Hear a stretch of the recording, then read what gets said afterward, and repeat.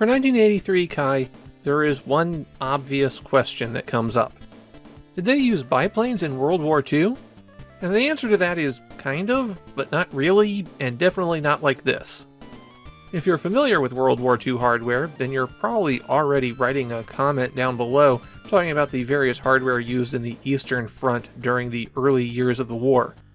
But the plane in 1943 Kai is vaguely based on the Boeing PT-17, which did get heavy use during World War II, just not as a combat plane. Because it was rather forgiving, it's the craft that US airmen learned to fly in. So it was an actual World War II plane, but one that wasn't armed or ever saw any kind of combat situation. But the realism shattered like that, I don't even know why I'm bothering to continue looking at 1943 Kai, but we're here, so we might as well keep going. As you might expect from the title, this is part of Capcom's series of World War II-based shoot-'em-ups. The Kai in the title essentially means revision, and that arcade game took 1943 and tweaked a lot of it. Enough where it was almost an entirely new game. And then 4 years after that arcade release, Naxat came along and used the structure of 1943 Kai to make another shoot-'em-up that's similar but heavily altered.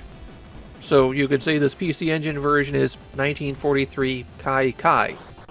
Most of the differences are in the second half of the game.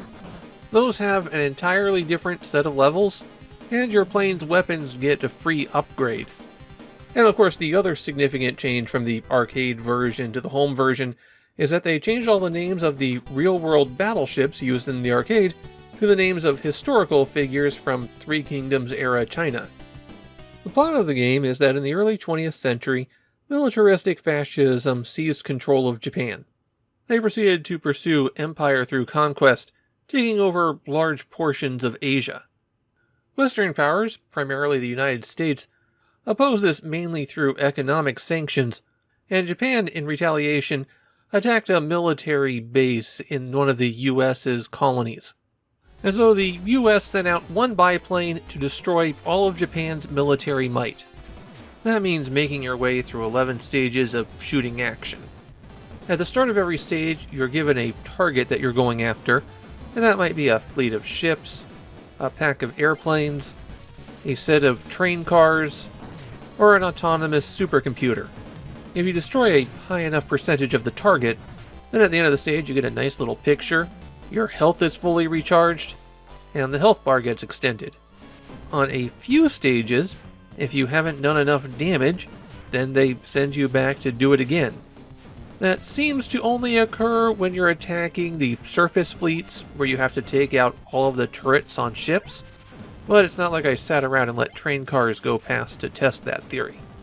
When you shoot down a formation of red planes, they'll leave behind a power-up, and this power-up will cycle through abilities every time you shoot it, alternating between a POW symbol and something else.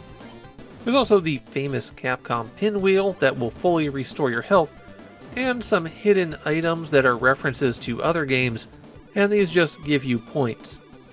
As I mentioned, you have a health bar in 1943 Kai. It'll go down when you get hit by a bullet or plane. It also ticks down very slowly, and you can spend a bit of it to blow up everything on the screen by pressing the select button or button 1. Yes, this function is assigned to 2 buttons on the controller. There are 4 weapon power-ups that you can collect, and weapon power-ups operate on a timer. You get 40 seconds of a weapon every time you pick it up, and the maximum you can have is 80 seconds.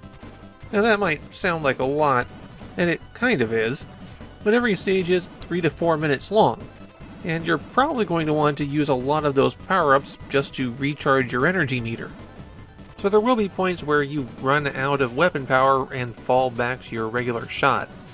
1943 Kai has built-in auto-fire, and it shoots so fast that there tends to be a gap between bursts. Initially I turned on the lowest level of auto-fire, which gave the shots a constant, even pace, but that turned out to be a very bad idea, because you trigger a loop by pressing button 1 and 2 simultaneously. This uses up one of the R's at the top of the screen. You get 2 of them per stage, and you can avoid bullets while looping, However, you can't shoot while looping, and as a result, I found it a lot more effective to just try to dodge things. It's there for an emergency, but don't rely on it. As for the 4 weapon power-ups, first you've got a 3-way shot. This is your spread shot that fires 4 bullets at a time. It's a perfectly functional choice that suffers mainly by not being as good as other options. Next is the super shell that fires straight ahead and has the highest damage. I'm not fond of using this in the regular stages, but I was able to use it to chew through some bosses in a matter of seconds. Then there's the lasers, which are the penetrating shot. This is the only weapon that upgrades when you collect more than one of them. They just change color and do more damage. It's a bit slow firing and the damage isn't great, so unless you can upgrade, it's probably not the weapon you want to go for. Finally, there's the shotgun, which was all-powerful in the arcade version of 1943 Kai and has been toned down slightly. It fires a huge spread, destroys incoming bullets, but it has a very short range. It also technically does less damage, but enemies don't have invincibility periods after they get hit, so you can shoot somebody up close with all 7 bullets at once. There's one more upgrade in the cycle. That's a little plane that adds 2 planes that follow alongside you. They enhance your weapons a bit, adding additional shots for you. After that halfway mark where your plane gets refitted, all of the weapons become more powerful. And mainly that means larger bullets, since you can't really tell a difference in the damage scaling. By default, you have 5 credits while you're playing 1943 Kai, and when you continue, you pick up exactly where you left off. You even still have your weapon timer. The consequence of this, though, is that 1943 Kai is kind of easy. My recording session was the first time that I've ever played the PC Engine version, though I have played the arcade one, and I beat the game.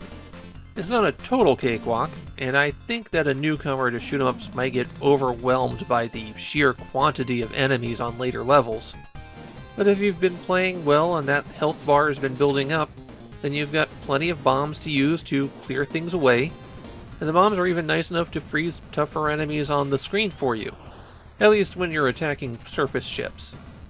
There's one more special feature available in the options menu. Alongside the choice of how many credits and the difficulty setting, you can put the game into V mode, which squeezes it horizontally into an aspect ratio roughly equivalent to the arcade machine. This isn't a Tate mode, you're not rotating the screen, it's just squeezing the horizontal view a bit. 1943 Kai is not well regarded in Japan, at least not the PC Engine version. The arcade version is well liked, but the PC Engine version essentially being 50% a new game kind of upset some players.